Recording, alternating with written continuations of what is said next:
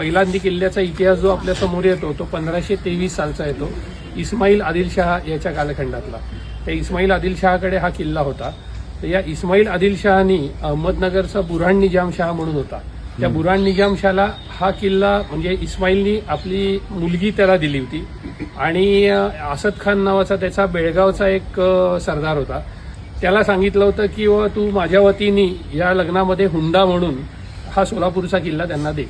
तर या इस्माईल आदिलशहाची आणि बुऱ्हाण निजामशाहची इथे भेट झाली होती आणि त्याच्यानंतर इथे लग्न झालं त्याचं. इस्माईलनी बुऱ्हाणला मुलगी दिली, ते झालं आणि असद खाननी हा किल्ला हुंड्यामध्ये दिला.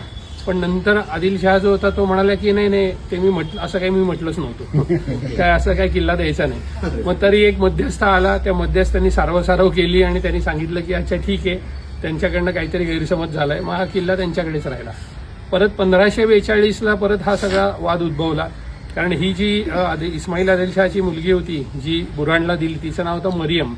तर ही जी मरियम होती ही त्या बुऱ्हाण निजामशाह जो होता त्याची दुसरी बायको होती. त्यांच्या दोघींमध्ये एकमेकींमध्ये वाद सुरू झाला. मग हिने आदिलशहाकडे तक्रार केली की मला असा इथे त्रास होतोय. मग यांनी त्यांच्यावरती एकदा हल्ला केला. मग यांच्यात वितुष्ट आलं दोघांच्यामध्ये. ते झाल्यानंतर 1542ला इथे अली आदिलशाह होता.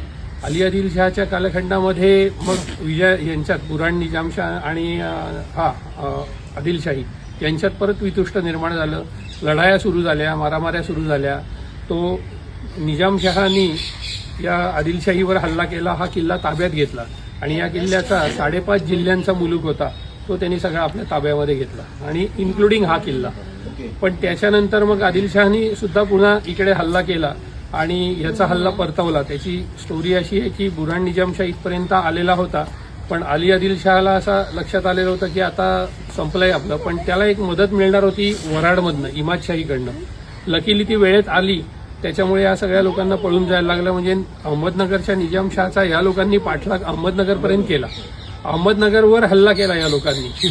त्याला अहमदनगरवरनं दौलताबादला पळून जायला लागलं आणि अहमदनगरपासून हे सगळे लोक परत आले इकडनं.